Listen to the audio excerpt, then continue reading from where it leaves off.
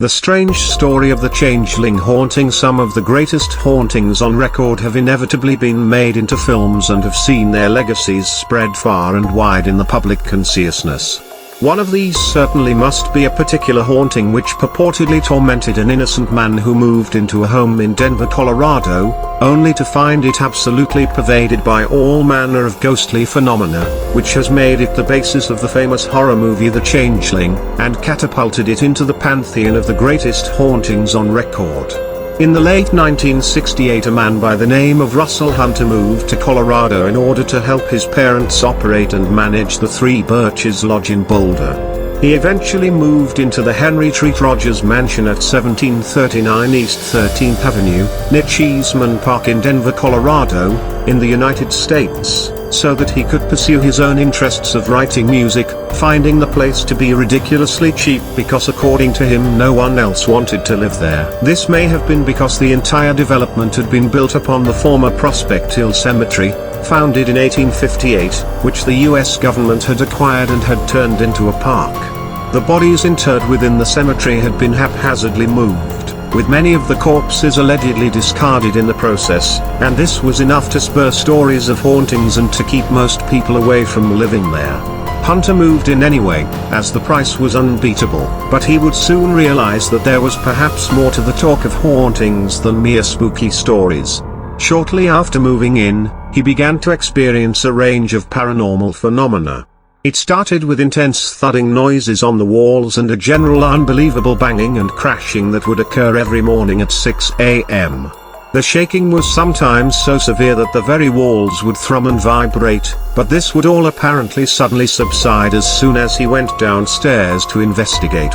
In addition to this, faucets would turn on and off by themselves and paintings upon the walls would be violently knocked to the ground without any reason. Hunter would go poking around the house trying to find some explanation to it all, but he was too far from find anything that could be comfortably explained.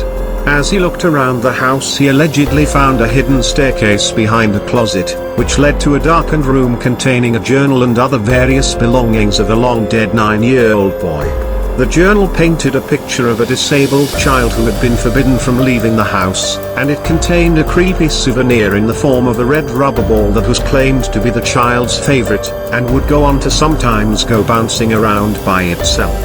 Hunter was so distraught about this finding that he began to think it might have something to do with the haunting he was experiencing, and so he arranged for a séance to be carried out there. According to the reports, they made contact with the spirit of the boy, and he had quite the tale to tell. The spirit would explain of his hell of being locked up within the confines of the 3rd floor, after which he eventually died and was unceremoniously buried out in a field in southeast Denver. After that, they had apparently found another child who resembled their son and raised him as their own, hoping to collect on his considerable inheritance money. Hunter would claim that the ghost of the boy had led him to the unmarked grave, where he unearthed human remains, which supposedly happened to have a medallion with the name of the deceased.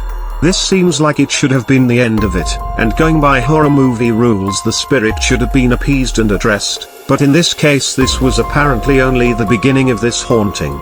The paranormal activity only grew in intensity, with the nighttime disturbances becoming so violent that at one point a glass door imploded to send shards raining everywhere and one to sever the artery in Hunter's wrist. Doors were also flung open with great force and objects tossed across the room, and these violent outbursts continued unabated.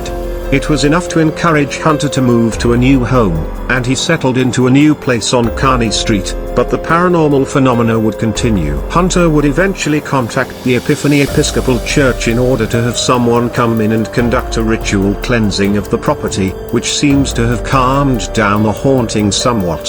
Following this, the Henry Treat Rogers Mansion was demolished, a process which Hunter was apparently there to witness.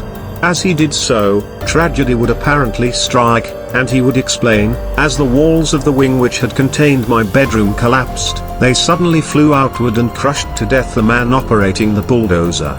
It is also spooky that this account would be made into the 1980 film The Changeling, loosely based upon the real events, but how much of this is actually fact in the first place? In the years since this spectacular tale there has been some skepticism aimed at it all. The Denver Library did some digging and found that there was little evidence that a Russell Hunter had ever even lived there at all, although he was demonstrated to have been living in the area. The records are shifty and unreliable, but there is nothing concrete that puts him at the Henry Treat Rogers mansion during the time of these alleged events. The records on the supposed dead boy are also somewhat shady. There doesn't seem to be any solid evidence that a boy of that age ever lived at the residence, except for the nephew of a family who once resided there, although he is listed as living to adulthood and having gone off to fight in World War I at the age of 25. Regardless, the records from that day are spotty, and the haunting supposedly experienced by Russell Hunter has become one of the most well-known hauntings on record, often discussed and debated. How much of this was true, if any of it? Was it made up? And if so, why? Or was this perhaps very real and chilling haunting? It seems hard to figure out, and for the time being remains a mystery that has yet to be satisfactorily solved.